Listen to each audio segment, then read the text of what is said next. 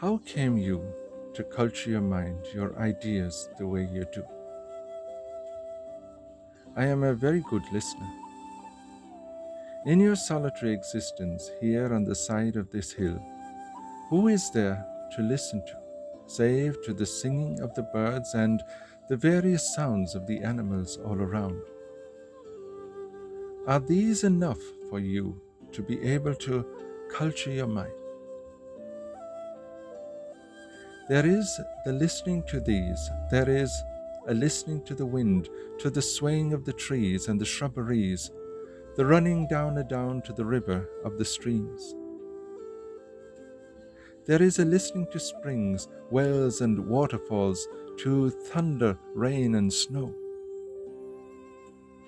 There is the listening to the dew, frost and ice, and to the flow of water up tree xylems. There is the sound of mist coming in and floating its way down over the hill.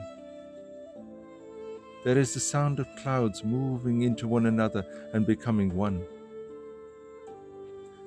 There is the listening to the sound a rainbow makes when it is coming into location formation, is in location formation, and going out of location formation. Always to enjoy I do your visitations, our fine conversations, a listening to there be. Certainly for we there be.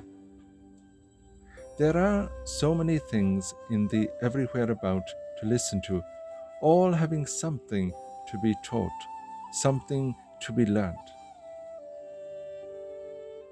Are all these, including we, enough then to culture your mind? I listen to the like unto wording that is ever coming from the cloud dwellers, more finely to say, the dwellers who have taken on the shapes of clouds. Cloud dwellers? When I look to the clouds, I will momentarily catch a glimpse of them in a shape relatable. Sometimes alike unto a face, sometimes unto an entire body. All in all, human-like in shape, though not human. Perhaps to the rabbits, the foxes, and the deer they appear as rabbits, foxes, and deer, as birds to the birds, as hills to the hills, and as waves to the wavy seashore. Do possibly they do? From the wordings of the cloud shapes, much I do learn. Are the clouds enough, the cloud dwellers, enough to culture your mind? I listen to voices from beyond the clouds, pulsating voices unknown, reaching into me from out among the stars. But how do you know that what you claim to be hearing from all of these and more than many, are indeed outside of yourself? How do you know it is not in truth you alone talking away to yourself? It is very difficult indeed, though not impossible, to convey the truth to those who want to think it in terms of things not being so. All of these of which I have mentioned speak either directly or indirectly to me. Enjoying listening attentively to them I am, day nightly hugely learning from them. How do you know that you are not fooling yourself? I know I'm not. But just saying it is so may not be enough unto go. Do you know it for full certain that you are not fooling yourself? Yes, for full certain, I know I'm not. But we humans can be amazingly cunning, unbelievably self-deceptive when it comes to our own thoughts, imaginings, and perceptions. Wouldn't you agree? If I tell you I can hear the cloud shape speaking to me, it is the truth I am telling you. If you can't be open to accepting such way-outivity, there is nothing I can for you about it do.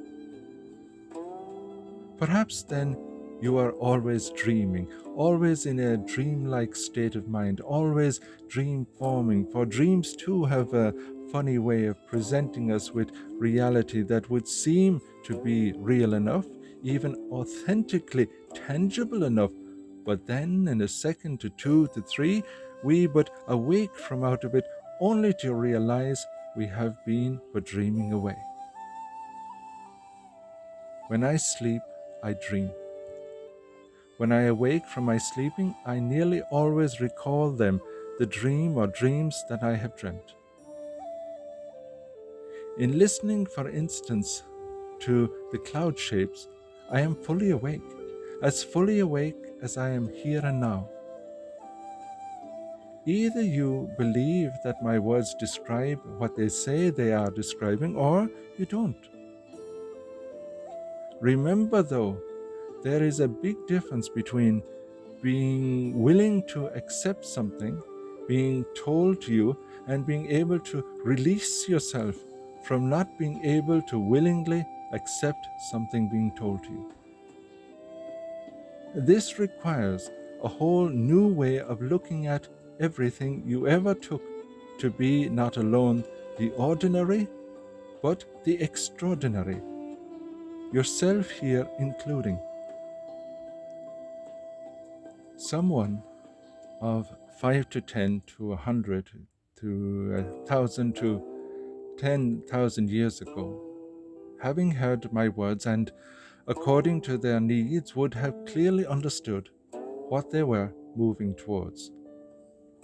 The same of someone of 5 to 10 to 100 to 1,000 to 10,000 years in the future, with hearing my words and according to their needs, will clearly understand what they are moving towards.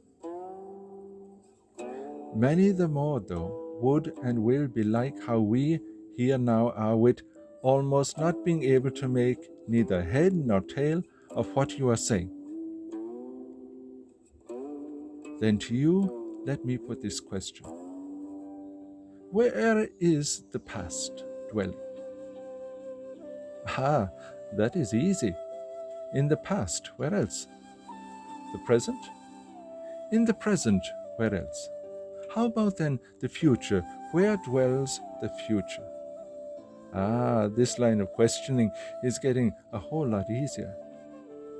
Why, where else dwells the future but in the future, no? Let the future be dwelling in the future, the present in the present, and the past in the past. Mind you, these behave not at all unlike dandelion seed orbs floating upon the playful wind. At times it would have the past be over there in the future, the present in the before of the past. And as if that wasn't fun enough for it, wouldn't it make all three simultaneously go out of existence, only to bring them back in again at its leisure wherever? And there is this thing. How would you know if your love for the past wasn't a misplaced love for the future for the past? Hold on a moment, for the easier has just taken to flying away. And anyways, perhaps the present is the one that is doing the misplacing.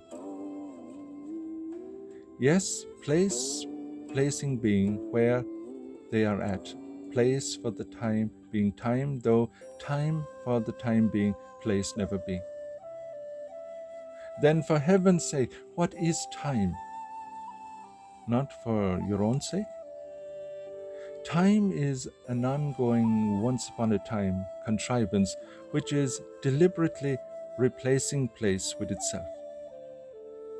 Attempting it is at every turn, in every age and in every culture it seems, to bellicosely keep putting and keep placing place in what it considers to be its proper place, namely, unquestioningly to be wherever ever however ever subservient to it.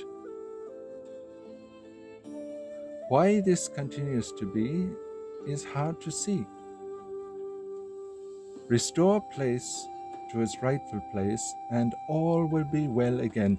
This you will see. Oh, my mind truly, I know to be a wondrous place, its ideas and their ways immensely fascinating.